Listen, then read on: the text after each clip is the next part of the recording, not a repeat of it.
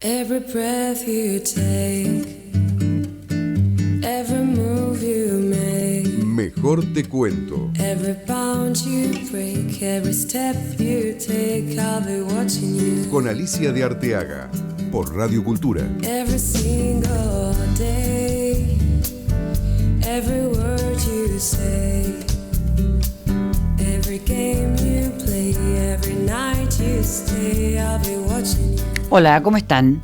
Bueno, empezamos acá seriamente para hablar un poco del panorama local, el panorama internacional. Tenemos un invitado con el que vamos a intercambiar estos tópicos. La ciudad está viviendo días de inauguraciones.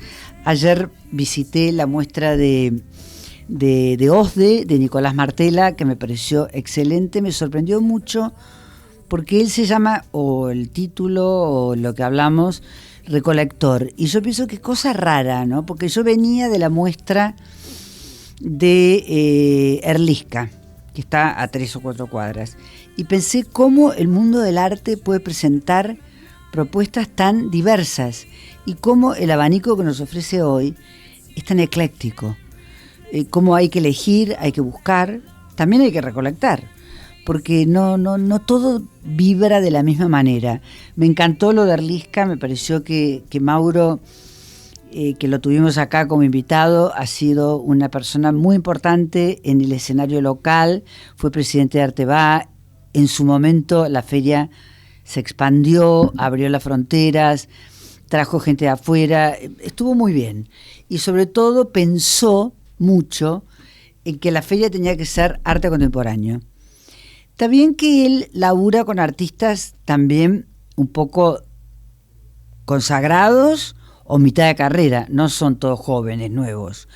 Pero lo interesante de ayer, que es un poco lo que quería compartir con ustedes, es algo que yo noto sutilmente, todavía no es una cosa grosa así de verla, pero hay como un hilo conductor que está retomando mucho lo que podrían ser las tradiciones autóctonas, el lenguaje propio, lo local, llamémosle de alguna manera, si se quiere, lo indigenista, lo nativo.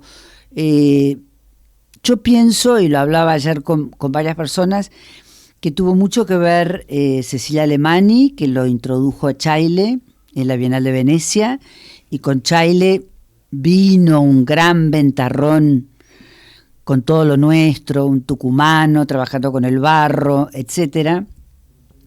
Lo siguió Adriano Pedrosa, porque yo creo que Adriano fue muy importante en el cambio de óptica y de perspectiva de lo que es bienálico, o sea, había como una tradición. Y yo creo, y estaba leyendo ayer un artículo, un texto bastante interesante que decía que hay como un momento, que podría ser en el que se está terminando con el sistema imperial, por llamarlo de alguna manera, de las grandes galerías, los grandes monstruos, que está más el trabajo codo con codo, con el artista, más cercano, más acotado, menos pretencioso. Supongo que tiene que ver con una crisis que evidentemente hay, y que no es nuevo que haya, porque yo hace décadas que estoy en esto, y periódicamente hay crisis. Periódicamente el mercado da señales de saturación por motivos diversos. Tal vez los motivos de hoy no son los mismos de los 90, pero yo les digo, entre que se vendió el cuadro de Gachet en $80 millones, que pareció nunca más esta cosa tremenda, después el mercado entró en una meseta tremenda hasta que se vendió El muchacho con pipa de Picasso en 104 millones en los 2000 y pico. Entonces hay una entrada y una salida, y hay un momento que es que es un punto de inflexión. Yo decía, voy de ver en lo de Mauro, en la Galería Erlisca Company, una muestra que reúne muchos artistas, pero yo destaco, porque me interesa particularmente, esa especie de fusión entre lo de Ricardo Paz y lo de Martín Churba, porque a Ricardo lo conozco desde que estaba en la Feria de Anticuarios, vendía muebles del siglo XVIII, era hijo, bueno, es hijo de Mimi Bullrich, que era una gran anticuaria, y era lo más, ¿cómo puedo explicar? Lo más branché del mundo del anticuariato, era un clásico. Y un buen día, Ricardo se internó en el monte santiagueño y cambió el libreto. Dejó los muebles del siglo XVIII y empezó a trabajar con el monte, con las piezas del monte, con los telares, con los tejidos, con las alfombras, con los ponchos, con las sogas, con las tabas. Bueno, yo creo que es como, siempre pongo esto porque para mí fue una cosa rarísima, porque fue un cambio tremendo, y siempre digo que me hace acordar, aunque no tenga nada que ver, pero asocio, que siempre se dice que San Pablo se cayó camino de Damasco, lo tiró un rayo, creo que acá lo conté también, y cuando lo tiró el rayo, se convirtió, y San Pablo se convirtió en el más importante comunicador de todo lo que era el cristianismo naciente, y escribió las epístolas a los Corintios y todo lo demás. Y yo creo que ese rayo que lo tiró del caballo, a veces pasa en la vida, a muchos nos tira un rayo y cambia. Bueno, lo de Martín Churba también es un cambio. Martín trabajó toda su vida como diseñador de ropa, pero yo creo que hay que destacar esto. Yo creo que Martín fue sobre todo un investigador textil. Él es un investigador textil. Sus texturas nunca eran iguales, nunca eran las mismas, no hacía nada adocenado que podía encontrarse en otro lado. Y me parece que en realidad, de alguna manera, ese concepto vincula con la idea de la obra única, que es también la idea del arte. Aunque se repita, no importa, pero se concibe como la obra única. Y yo creo que Martín tenía mucho de eso, de gran investigador. Ahora encontró un camino que me parece fantástico, porque es cruzar esa intensidad de experimentar con la realización de una obra que está más cerca del arte textil que de la vestimenta o de la ropa. Y me parece que está contento. Yo lo vi contento, me parece como un camino muy bueno. Y de ahí me fui caminando por Arroyo, por la curvita, llegué a la Fundación OSDE, estaba la muestra de Nicolás Martela, y estaban todos metidos en una especie de búnker con miles de fotografías o cientos de fotografías extraídas o como parte de la recolección que hace Nicolás en Sivers hace, creo que 2008, hace unos cuantos años. Y la verdad que era una experiencia muy especial. De golpe sentí que entramos en un mundo entre ajeno e íntimo, entre un poquito la sensación del voyeur. Estoy entrando a mirar la vida de otros, como una cierta intimidad, pero la forma como están puestas, el clima que se respira es absolutamente increíble, y es una caja donde uno tiene una experiencia inmersiva, que yo creo que es un poco en lo que estamos yendo ahora con el arte. Bueno, por lo demás, el mundo está dando señales bastante importantes de esta crisis. Creo que el gobierno de Trump, entre otras cosas, ha restringido muchísimo los presupuestos culturales de una manera absolutamente notable, no solamente universidades, que ya sabemos, sino museos, el Endowment of the Arts, una cantidad de cosas que sacó plata, siendo que la cultura en países como Estados Unidos genera más de 5 millones de puestos de trabajo y muchos ingresos. Solamente les digo una cosa y con esto termino la introducción de hoy. Cuando se estaba ampliando el MoMA, que el director era Glenn Lowry, él necesitaba plata, mucha plata, porque la ampliación era carísima. Empezó con un presupuesto creo que de 200 millones y después fueron 500. Y la persona que más plata le dio fue el alcalde Giuliani, que en ese momento era Rudolph Giuliani, el alcalde de Nueva York. Y Giuliani pensó, seguramente junto con Lowry, que un MoMA ampliado era un día más en Nueva York, porque no se podía visitar en un solo día. Un MoMA ampliado necesitabas 2 días, O sea, había un día más de hotel, de comidas, de taxis, de shopping, de lo que fuere, con lo cual él puso, yo no sé si no puso 200 millones para esta obra, que es el MoMA actual, que es un MoMA gigante, pero que necesita, y en esto es un tema para hablar en otro momento porque es larguísimo, que es las dimensiones del arte contemporáneo exigen otras dimensiones de museos, exigen otra dimensión de espacio de exhibición. O sea, estamos en una era donde realmente, lo dije el otro día en un posteo mío, recuerdo que mi red es alicearte, @alicearte, creo que estamos en un momento donde hay que barajar y dar de nuevo, y pensar todas las cosas de otra manera. Por suerte el arte nos permite eso, y por suerte lo tenemos acá, a nada menos ni nada más que nuestro querido amigo que ha llegado de Isla Flotante con su camiseta de staff y que en realidad es una sorpresa, ¿no? Porque este pibe, ahí donde lo ven, es un productor agropecuario también, ahí está, guapísimo. Y contame un poco, ¿cómo es esto de la cruza del agropecuario con el arte? Para empezar. Bueno, la agricultura, de algún modo, Alice, es como la primera forma de cultura, ¿no? La idea de cultivar algo tiene que ver con cultivar una planta, inicialmente en la historia de la humanidad. Qué poético. Y sí. Él es Leopold Monet Jason, no se los dije, pero él es Leopold Monet Jason. Sigamos. Así que creo que hay algo de esta idea de cultivar, que también le es muy propia al arte, y también muy propia del rol del galerista, ¿no? Eso sí que me interesa. El rol del galerista. ¿Hay un rol del galerista? ¿Hay roles distintos? ¿Cómo es la cosa? Sí lo hay.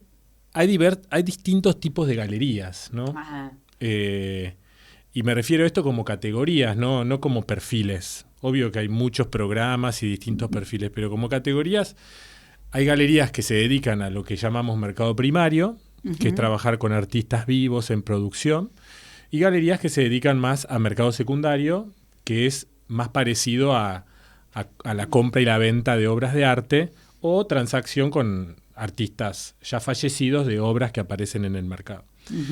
Entonces ahí yo creo que hay algo muy distinguible entre esos dos tipos de galerías. Hablando por mí... Como una línea divisoria. Exactamente.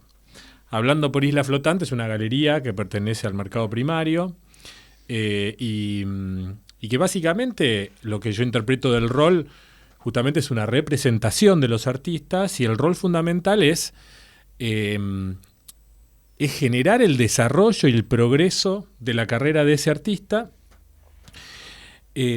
procurando la difusión máxima de sus ideas, ¿no? Que se expresan a través de sus obras. Y que después todo lo concerniente al mercado, a las transacciones, son efectos de esa tarea principal. Por eso perdón. Sí. La tarea principal sería un compromiso con el artista de apoyarlo, Sí. de difundir su obra. Sí. Básicamente es como si te dijera, podemos decir, una alianza, Totalmente. ¿no? Sí, totalmente. Es una sociedad Claro. muy con mucho afecto, digamos, ¿no? Para usar términos también legales. Es una sociedad de socorros mutuos. De repente a veces sí.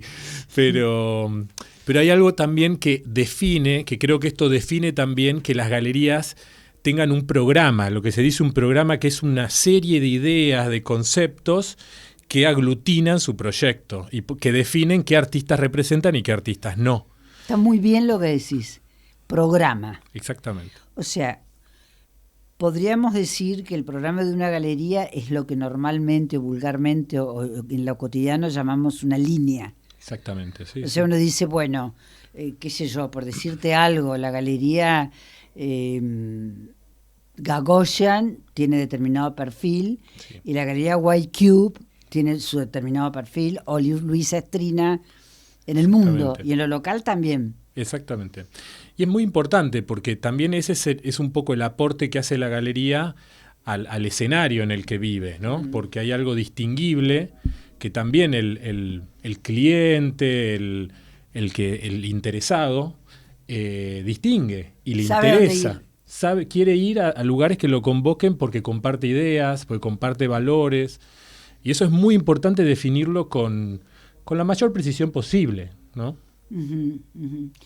Eso es una iniciativa, o sea, el director de la galería, en este caso sos vos, de Isla Flotante, es una galería que tiene más de 10 años. Más de 10 años, sí, un poco no sabemos tanto la edad, Pero porque en realidad soy codirector junto con Nani Lamarque, que fundó en su primer momento este grupo de artistas que Ajá. se conformó en la Galería Isla Flotante con el paso del tiempo. Por eso no distinguimos mucho la fecha. la fecha de nacimiento, porque en realidad fue como un continuum. Está bien, Sí. bien. Pero a lo que me refiero es a lo siguiente. Bueno, una cosa con el nombre. ¿Isla Flotante no es un postre? La isla flotante es como una especie de es un postre, flan sí. exquisito, gigante, que Sí, hecho con que claras de flota, huevo, que flota. que Sí. se mueve así. Y muy rico. Y que Sí. eso le dio nombre a la galería. Sí, salió un poco desde el humor. ¿Viste, Alice? Que a veces lindo esas el nombre. cosas... Es lindo y es bastante memorable. Después de 10 años te puedo decir que mucha gente recuerda el nombre. Claro, porque es un nombre que tiene gancho. Exacto. Y hay algo que tiene que ver, digamos, si querés, con el marketing, que tiene que ver con ese recuerdo que uno puede generar en la cabeza de los visitantes, ¿no? Claro, la asociación. Exacto. Sí, O sea, algo que sea además Un nombre divertido, conocido. que genere como cierto humor, ¿no? Como, Sí, sí, Isla sí. Flotante, sí. Sí, y aparte es un postre rico, es un postre bastante caro, Sí. es un postre elegante, o sea que Exacto. está bueno, todas esas cosas vienen bien. Sí, a la vez también, si uno quiere ir como más hondo conceptualmente, una isla flotante es como un territorio que se mueve y se adapta, que es flexible, tiene un montón de atributos que a nosotros nos convocan, nos parecen Está interesantes. muy bien eso, Sí. está muy bien, pero también una isla es un lugar que está aparte. Tenés razón, sí, así es. Así O sea, es, que está una como isla separada está separada del continente. Sí. Es un lugar propio, Ujú. o sea que tiene sus dimensiones, sus fronteras, sus límites. Exacto. Pero lo más interesante de esto, y que quiero volver, es a lo que vos llamás el programa. Ujú. Porque en realidad ese programa hace o determina la elección de los artistas. Absolutamente. O sea, ¿cómo se produce eso? La gente te viene a ver, vos buscás un artista, hay un scouting. O sea, hablemos un poco a la gente Ujú. que no sabe, que no tiene la menor idea, cómo es que, bueno, que este pibe, Nicolás Martela, que es buenísimo, Ujú. que tiene una obra que me encantó, que es una monocromo, Sí. que está tomado de las paredes del Museo Nacional de Bellas Artes, Exacto. y son fotos de las paredes. Sí. Él trabaja con fotos. Sí, exactamente. Y las paredes, vistas de lejos, son como si fueran una pintura Monocromática. monocromática, un rotco liso Exacto. y con su marco, todo perfecto, pero cuando te acercás, y eso también es interesante, aparece el grumito de la pared o la telita de araña que se formó. Exacto. Y es verdadero. Sí. Sí, es una serie de 54 fotografías, todas de las paredes de las salas del Museo Nacional, que Nico tomó en los años 2015-2016. Es un trabajo, como vos bien llamabas, como de recolector de imágenes. Es que él es un recolector de imágenes. Sí. Y él de algún modo retrató la colorimetría del museo en ese entonces, que es muy distinta a la actual. Y que Ajá. tiene que ver con un montón de cosas, particularmente decisiones del museo, de los directores Claro, que van claro. pasando, de las salas que van alojando distintas exhibiciones. Es interesante porque en esas imágenes, 50, los colores son intensos. Total. O sea que se ve que... Yo asociaba, me parecía que era la época de Guillermo Alonso.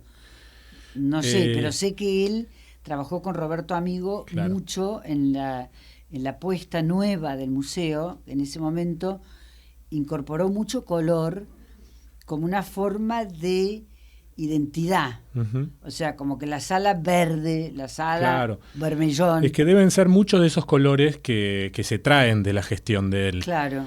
Pero en ese momento puntualmente estaba la gestión de Marcela Cardillo Y, claro, es que él se acababa de ir. y la primera convocatoria por concurso que gana el actual director Duprat. Andrés Duprat. Bueno, entonces, justo, pero Cardillo tomó el lugar de Alonso. Exactamente. O sea, sí, que era sí. el museo que acomodó él. Sí. Bueno, entonces, con respecto de la elección del artista, se adecua o tiene que ver con el programa, y a su vez, cómo se forma lo que podríamos llamar tu público, Ujú, tus seguidores, tus compradores, claro. los coleccionistas. ¿Cómo pasa? O sea, hay un tránsito, ¿no? O sea, Ujú. hay la creación de primero la creación de la galería, Ujú, la fijación de un programa, la selección de los artistas y después el público. claro. Eso, ¿cómo Bueno, es el circuito? está muy bueno eso que estableciste, Alice. Creo que hay yo trocaría ahí algo que tiene ver. que ver con que primero se preforma un programa, una serie de ideas, un conjunto de valores compartidos que determinan después la existencia de una plataforma, galería, para difundirlos y expandirlos. Ujú. Creo que ese es un poco el proceso que... Que lo primero es el programa. Claro, porque en realidad, para nuestro caso particular, muchos de estos valores e ideas compartidas tienen que ver con relaciones de amistad también.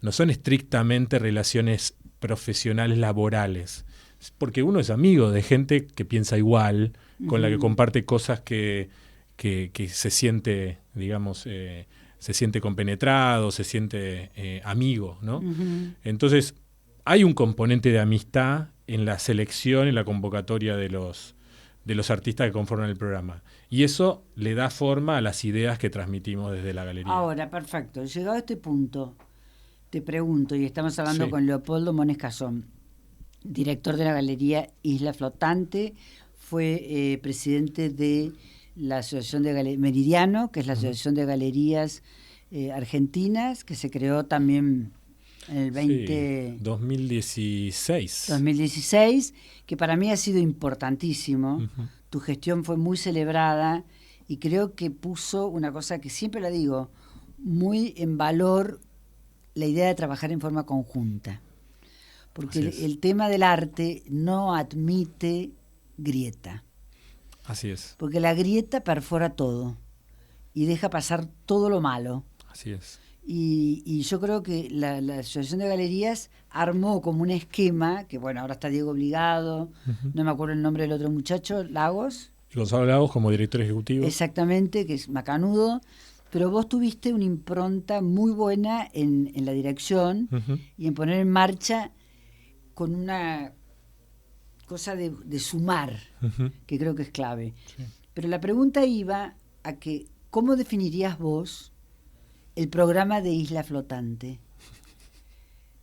Si podés. Sí, no, eso es muy interesante porque es compleja, A es ver. complejo.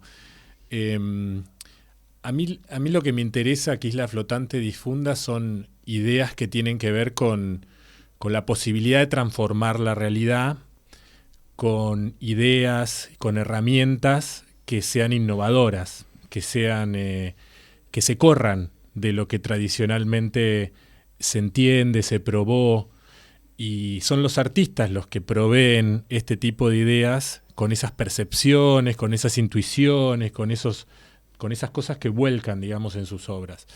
Y hay algo para mí muy importante de eso, de que esas ideas nos sirvan para empezar a pensar una forma de transformar la realidad que no sea la misma que venimos implementando y que nos venimos dando contra la pared reiteradas veces, ¿no? O sea, Hablando vos más de... crees en el arte como un camino de transformación Absolutamente. de la realidad. Absolutamente. Y se supone que los artistas que trabajan en tu galería o que forman parte de este equipo, de este team, Ujú. comparte esa premisa. Sí, absolutamente. Sí, O sí, sea, sí. que hay una idea de búsqueda como de una nueva realidad, una realidad mejor, o un cambio. Exactamente, sí, sí. Sí, básicamente la excelencia, la felicidad, si querés ponerlo en términos más amplios, que involucra un montón de cosas, económicas, financieras, logísticas, Ujú. de todo tipo, de vivienda, de alimentación, de educación. Pero sí, efectivamente. A mí me parece muy profundo porque tal vez en un concepto un poco de Modé o de otra época, existía la idea o la creencia de que la galería era un lugar donde una persona colgaba cuadros y vendía, ¿no? Ujú. Con mayor o menor éxito, o con Sí. mayor o menor éxito en los cuadros que elegía colgar para vender. Lo que intuyo a través de tus palabras y de lo que vos decís es una cosa mucho más profunda. O sea, es como una idea de que la galería es una herramienta de cambio, Ujú. es un camino de cambio. Ujú. Yo me acuerdo, bueno, entre otras cosas, también Leopoldo Monejazón integra un comité de Art Basel Miami, Ujú. y yo me acuerdo una vez que estabas en Art Basel Miami con Scafati, Sí. y creo que recibieron un premio. Sí, quedó en la terna, digamos, de finalistas. Exactamente. Y que también me parece que, si hablamos de Scafati, yo pienso que Scafati trae en su obra la posibilidad de pensar en un mundo distinto, ¿no? Absolutamente, sí. O sea, como que altera los espacios, genera situaciones donde te sentís de otra manera. Ujú. ¿Cómo lo ves Sí, vos a altera, eso? altera la forma en que miramos una pintura, que Mm. fue uno de los temas que para ella siempre la conmovieron, digamos, la compenetraron durante toda su vida. Ella siempre se preguntaba cómo una pintura que materialmente es tan simple, es un pedazo de tela, Ujú. óleo o acrílico y madera, genera tremenda sensación cuando alguien se para enfrente de ella. Y entonces empezó a tratar de escudriñar el porqué de una Ah. manera física, hasta como pintar y volver a pintar y volver a pintar para tratar de desentrañar Sí. ese espíritu de la pintura que ella intuía. Ajá. Y de ahí que empieza a retirar la pintura de la pared, Claro. a colgarla con poleas del techo para que las veamos acostados y a buscarle la vuelta para tratar de justamente desentrañar, ¿no?, este espíritu de la pintura. Totalmente. Vos sabés que a mí me parece que, sin lugar a dudas, lo logra. Sí. Porque una de las cosas que sucede con la obra de Scafati es que te pone en el lugar menos pensado. O sea, hay una actitud frente a la obra de arte que es básicamente estática y de frente. Ujú. Sobre todo si es una obra, si es una pintura que está colgada en la pared. Exacto. La escultura, que es tridimensional, o la instalación, es otro tema. Ujú. Pero la pintura, y me parece que ella hizo pintura, pero nos cambió la posición Exactamente. y nos sacó del lugar. Sí, sí, exactamente. Y ella, de hecho, formalmente, ella está trabajando mucho en escultura, pero ella insiste en llamarlas pinturas. Porque hay una insistencia en permanecer con ese concepto para poder lograr sacarlo de ese confort, ¿no? Ujú, ujú. Entonces vos te recordarás esas pinturas que tienen la forma como de cuerpos, ¿no? Exacto. Que son distintas pinturas monocromas, que son las partes de cada cuerpo. En este caso son retratos de sus amigos, sus compañeros, integrando también su otra parte de vida, que es una gran activista social en muchos temas vinculados al feminismo, a las leyes, digamos, los derechos de identidad, sexualidad. Bueno, ese es un punto interesante porque, por ejemplo, hoy temprano estaba mirando un mensaje que me mandó Tomás Saraceno, que está muy politizado. Ajá. Tomás ha tomado muy fuerte todo el tema de Palestina, Franja de Gaza, va a las manifestaciones. Él tiene como un componente político fuerte en su personalidad y en su lugar que ocupa dentro del arte. Ujú. O sea, no está en las nubes, aunque sus obras a veces estén en las nubes. Él está, como yo digo siempre, Tomás vuela con los pies sobre la tierra, Ujú. bien bueno. clavados. Sí. Y yo creo que, la verdad que un poco el lugar del arte empezó a ser también ese. Ujú. Mucho se vio en la Bienal de Pedrosa, fue clarísimo, desde el pabellón de Australia hasta una cantidad de cosas que vimos, fueron como una bajada de línea Total. de salir, como si te dijera, del mainstream, donde estábamos acostumbrados, zona de confort, Ujú. como vos decías, a otra cosa, Exacto. de discusión, de debate, estar de acuerdo, no estar de acuerdo, te gusta, no te gusta, pero es Ujú. otro tema, Sí, sí, sí. ¿no? Sí, totalmente. Estoy totalmente de acuerdo, Alice, porque de hecho estamos en un mundo donde la política se ha anquilosado. La política ha generado instrumentos, formas de gobierno tremendamente elefantiásicas, con gastos insoportables, que realmente alguien tiene que aportar alguna visión renovada, alguna forma nueva de hacer las cosas. Ya las viejas herramientas políticas, los viejos partidos políticos no están respondiendo a la necesidad de la sociedad. Entonces, ahí creo que hay un rol muy importante del artista en términos de arte político, si querés, de plantear o de esbozar algunos horizontes de posibilidad hacia adelante donde se pueden implementar otro tipo de herramientas, otro tipo de formas de hacer política y de transformar la realidad de la gente. Mira, te escucho y pienso algo que me parece que no lo había pensado. Sí, está latente siempre, pero el mundo del arte tal como lo vivimos hoy, en el siglo XXI me refiero, creo que un gran catalizador del cambio fue la Tate Modern, por ejemplo, porque cuando se mandó la Furia y el Son, esa puesta del sol ahí, todos tirados en la sala de la turbina, ¿viste? Estábamos mirando de otra manera. Sí. Y el lugar y el espacio también era otro. Pero lo que estoy pensando es que una de las características del arte que vivimos hoy, de la contemporaneidad, es el lugar del artista. Que el lugar del artista pasó de ser esa cosa, ¿viste? Un bohemio que vive pobremente, que si le venden un cuadro. O sea, el modelo Van Gogh, ponele. Sí. Por decir algo, Sí. o el modelo Modigliani. Sí.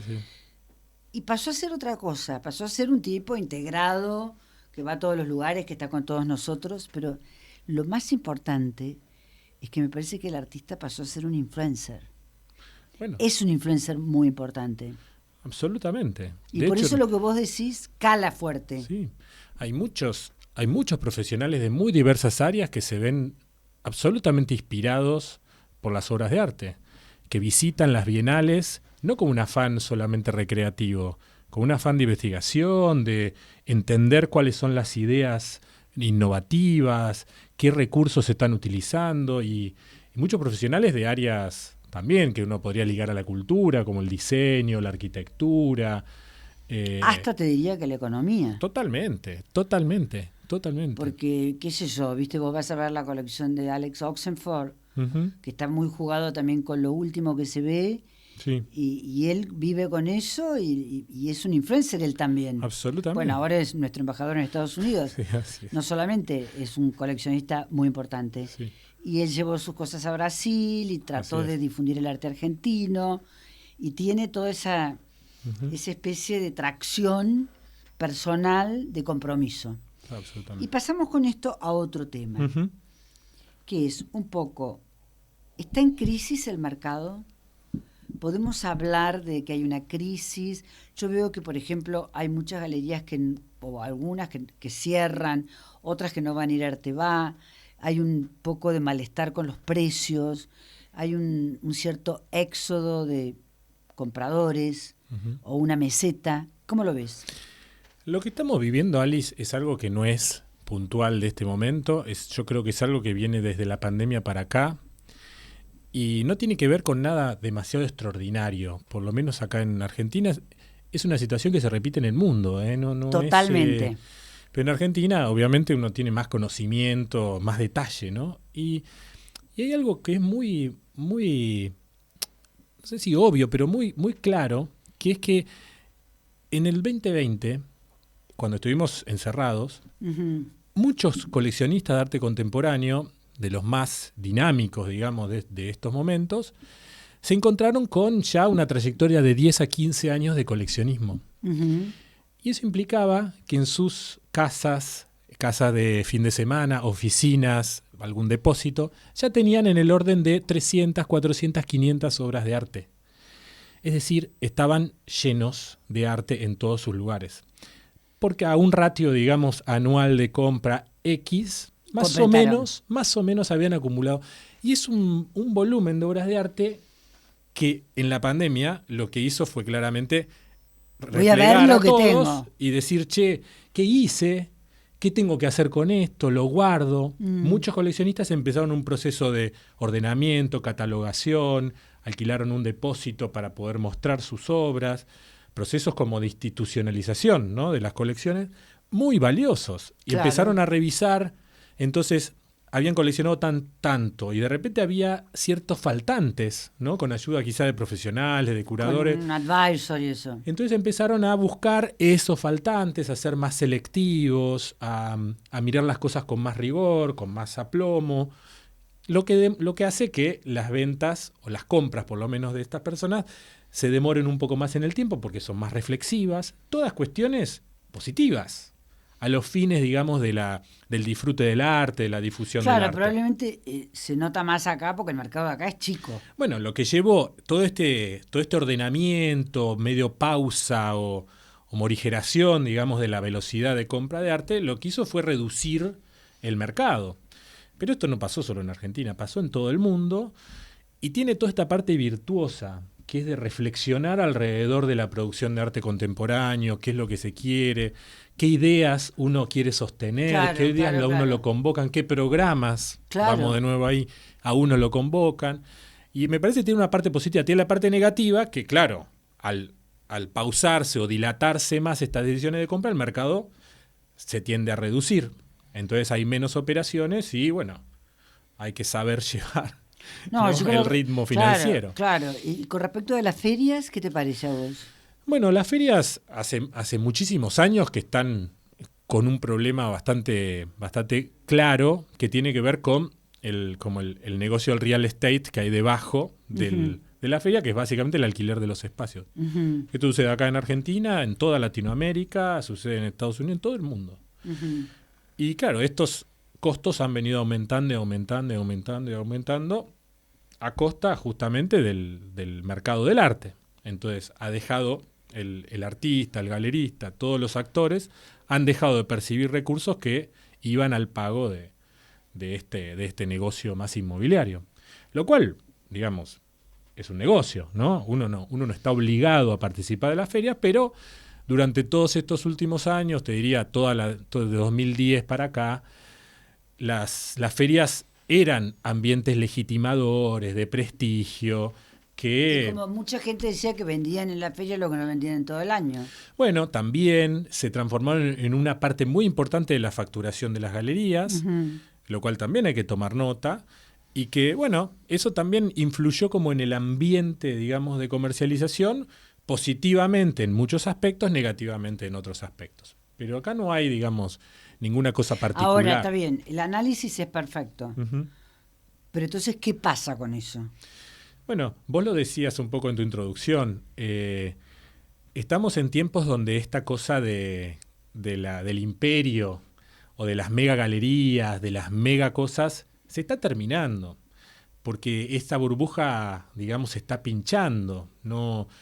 Ya esa burbuja está dejando de representar valor artístico para representar solo un activo económico financiero. Entonces hay algo de desapego del arte respecto de esos modelos. Entonces, creo que vamos, como vos también bien lo dijiste, que de hecho acaba de salir ayer una nota en el Financial Times excelente, que les propongo a todos los oyentes que la busquen, que habla específicamente de que estamos en una era donde lo que va a primar es la colaboración. Eso, colaboración, la cercanía, modelos que sean más precisos, que tengan una propuesta más clara, que haya más transparencia. De todos esos valores Ahora, se está hablando fíjate que ahora. está muy bien eso, porque yo también leí la nota del Financial Times, me la mandó casualmente Amparo Discoli. Ujú. Y ahí yo vi que se cumple un poco lo que vos decías al comienzo del programa, la idea de programa. Ujú. Porque en realidad en esas cosas imperiales, modelo Gagosian, modelo Perrotin, modelo Hauser and Wirth, grandes galerías, Ujú. evidentemente son otros números, manejan otros artistas y todo lo demás. Pero fíjate vos que a mí hay una cosa que un poquito de ruido me hace, que las 3 muestras más importantes que ha habido en París en los últimos 3 años las hizo Vuitton. Ujú. O sea, hizo Rothko, hizo Hockney Ujú. y viene Richter. Sí. Entonces yo me pregunto, un tipo que tiene el grupo conglomerado de lujo Ujú. más grande del mundo, que es Louis Vuitton Moet Hennessy, Ujú. que fabrican carteras, ropa, marcas, tienen Champagne. todo.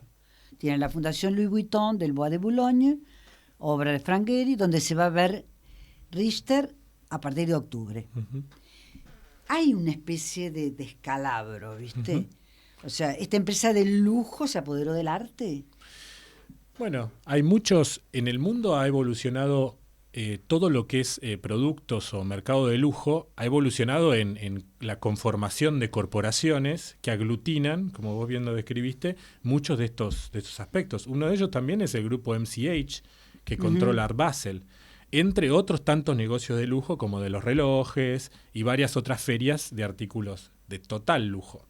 Entonces, ahí hay algo también como de monopolización o de conformación en muy pocos actores. Concentración. Mucha concentración, exactamente, que también influye en que todos estos costos hayan aumentado justamente fruto de que hay pocos del lado de la oferta, digamos, de estos espacios de muestra, de estos espacios feriales. Exacto, y aparte vos nombraste, no sé cómo se llama el grupo que controla Art Basel. MCH. MCH, ¿son suizos? Sí.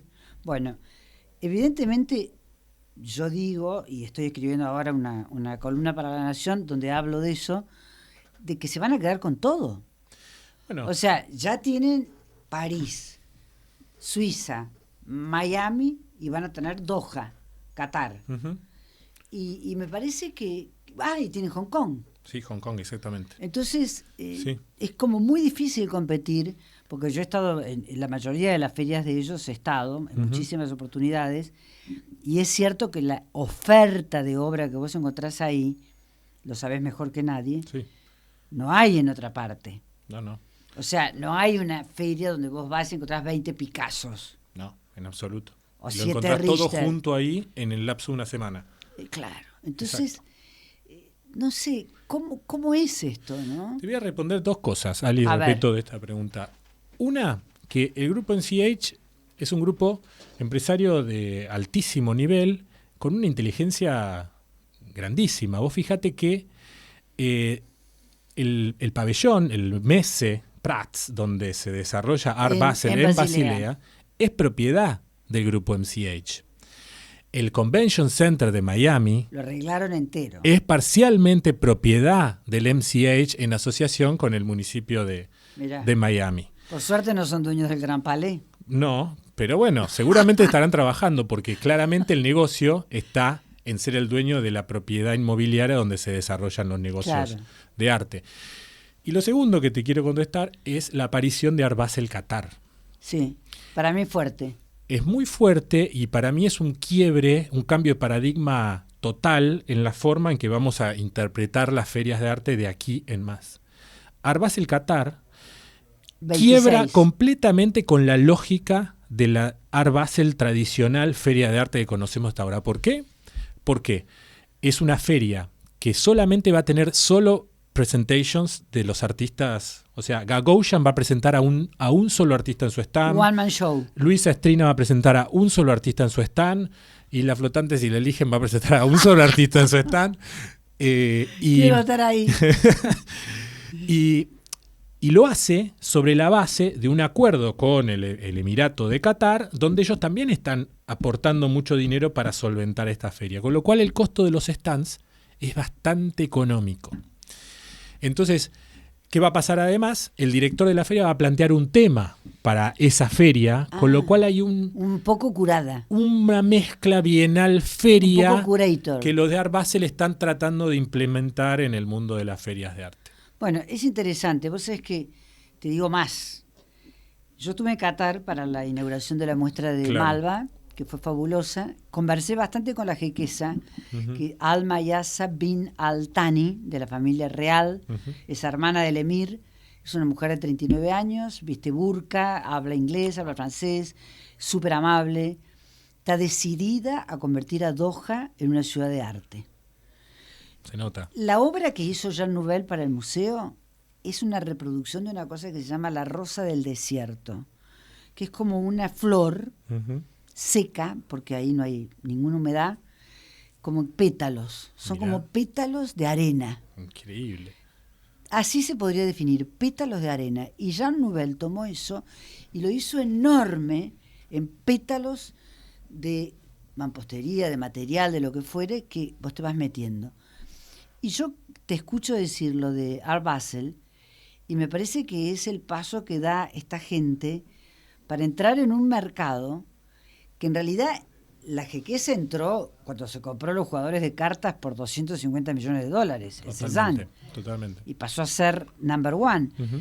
Pero es evidente que estamos, o sea, no nos alcanza el tiempo del programa, evidentemente, pero estamos en un momento donde todas estas cosas hay que pensarlas.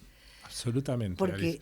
vamos a volver a nuestro continente, a nuestra Argentina real, Ujú, que a fines de agosto es la Feria Arteba, es la feria que tenemos, ujú, es la feria que podemos tener. ujú. Podría ser mejor, podría ser peor. Hay gente que quiere que vuelva a la rural, es en la Costa Salguero, pero es lo que hay. Ujú. Y evidentemente las galerías, yo creo que vos no vas a ir, ¿no? No vamos a estar este año. Bueno, las galerías quieren llevar lo mejor de cada casa, como corresponde, y vender. Ujú. Ahora, la meseta de ventas es notable. Vos hablas con todas las galerías y te dicen, mirá, vendí algo, no, me dijeron, van a volver. Ujú. O sea que es un momento bastante difícil para Sí. la feria, Sí, así es. que tendrán que enfrentar Larisa Andriani, Lucrecia Palacios, la Ujú. conducción. Al mismo tiempo, hay un tema que vos sos muy protagónico, que es la relación con Brasil. Ujú. O sea, nosotros tenemos nuestro vecino, que es un gigante, que tiene una apuesta por el arte muy fuerte Ujú. y que nos va jugando con una gran ventaja. Ujú. Lugar donde vos tenés un espacio. Así es. Quiero que me cuentes, entonces, cómo es la relación entre el mercado argentino, el mercado brasilero y esa experiencia tuya. La experiencia es espectacular, Alice. Hace ya más de 2 años que tenemos este espacio. No es un espacio donde se hacen exhibiciones, es lo que ellos llaman un escritorio, que es una oficina con un showroom, en un edificio icónico del centro de Brasil, que es el Copan, construido por Niemeyer, diseñado por Niemeyer, Del centro de San Pablo. en el centro de San Pablo. Un departamento... ¿En la parte como medio como ciudad gótica? No, es más la parte de República, donde ok. ya hay un proceso medio de gentrificación como más moderno. Armado. Digamos, sí. Pero bueno, es un edificio increíble, brutalista, espectacular, tiene como casi 40 pisos, es muy impresionante. Ya solo por eso es Vale la pena. hermosísimo. Pero ¿cómo es la relación cómo es nuestra relación con Brasil? Es algo que fuimos descubriendo con el paso del tiempo. Nosotros ya veníamos participando de la escena brasilera de diversos modos, habíamos hecho algunas ferias, mayormente en las ferias de arte nos habíamos hecho amigos de nuestros colegas brasileros, compartíamos artistas, caso de Luisa Estrina, caso de Almeida y Dale, en fin, varias otras galerías con las cuales compartíamos la diaria, digamos, de las ferias. Entonces nos hicimos medio amigos.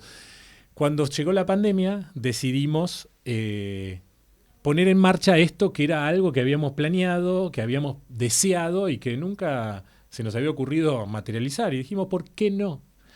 Y allá fuimos. Y fuimos sin demasiadas cosas. Lo único que hicimos, sí, fue citarnos con todos nuestros amigos galeristas, Pedro Méndez de Mendebud, Luis Astrina, con Tiago Gomide, con los amigos de Vermelio, con varias galerías, con Gentil Carioca, estoy tratando de recordar. Y le dijimos, Todas tenemos muy esta conocidas. idea, tenemos esta idea, ¿qué les parece? Nos parece increíble, todas respondían eso, vénganse, vamos a colaborar, hagamos cosas juntos, plantéennos proyectos, son bienvenidos, lo que necesiten. Bueno, con ese respaldo dijimos, vamos. Y así arrancamos.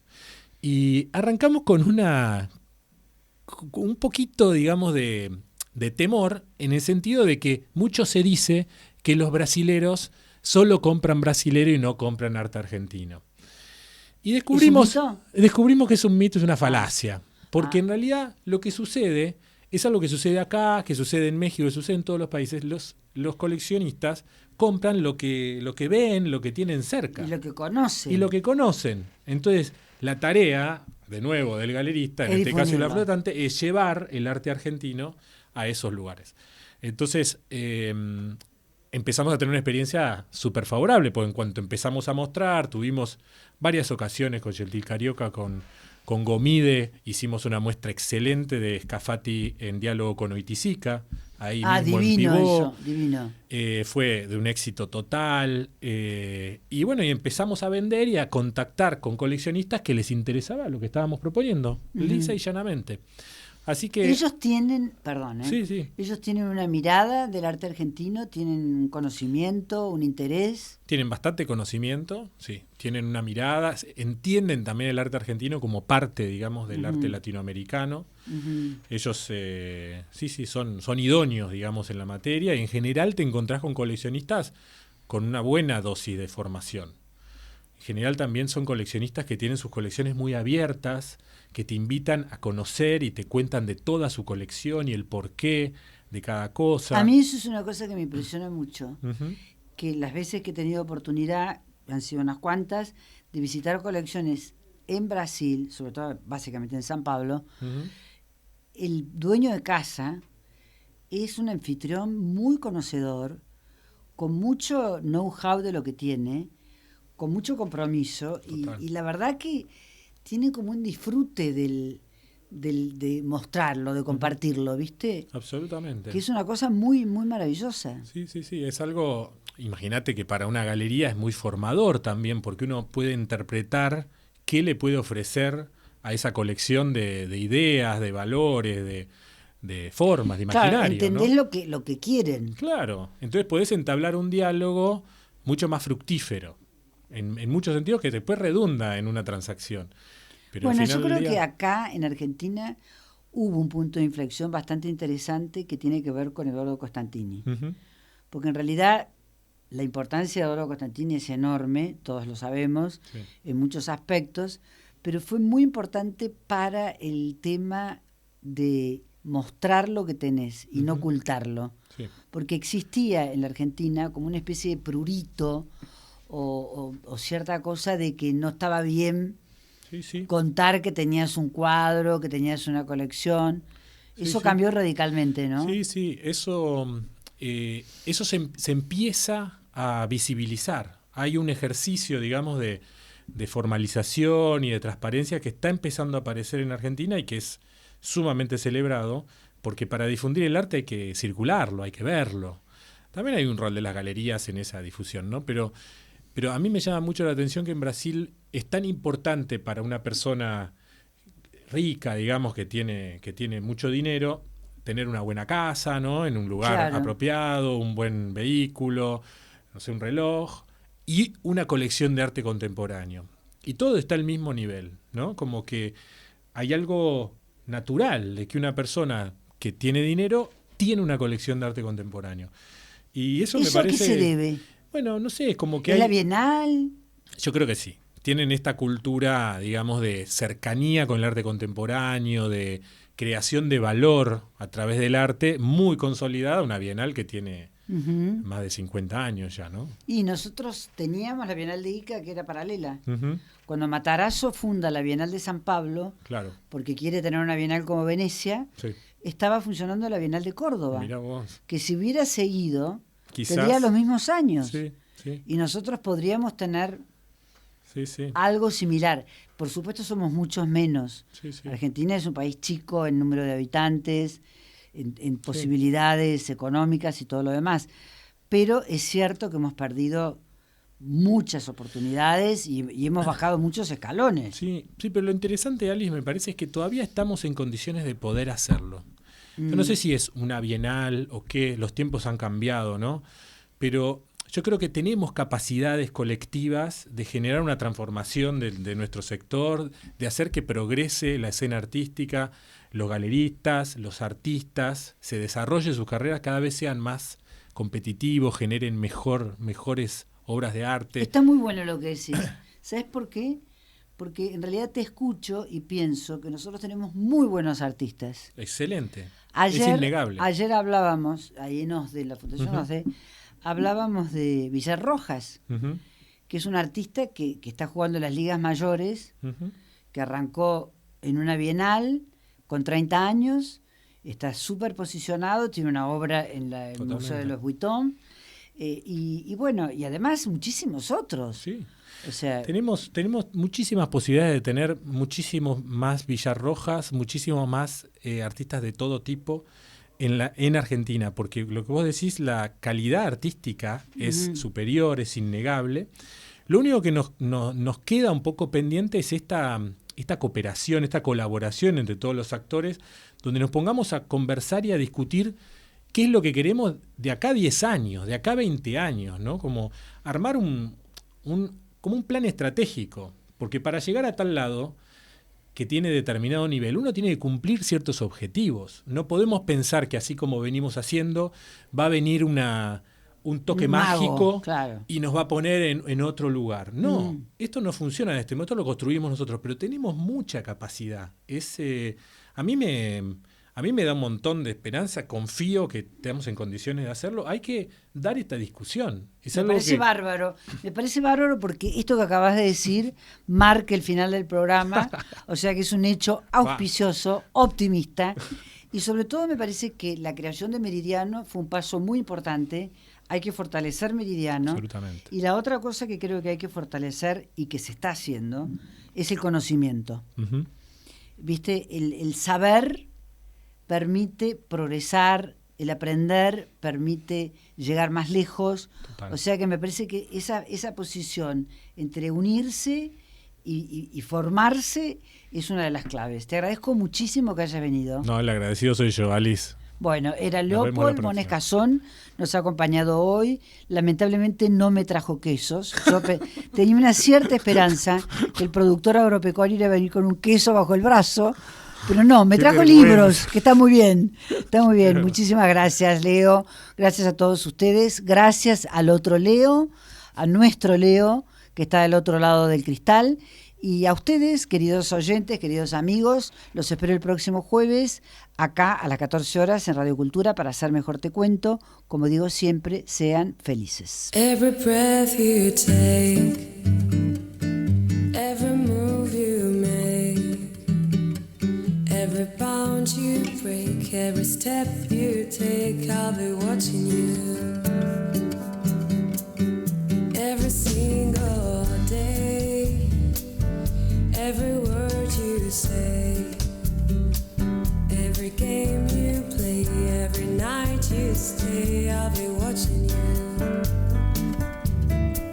Oh, can you see you alone to me? How my poor heart aches with every step you take, every move you make, every bow you break.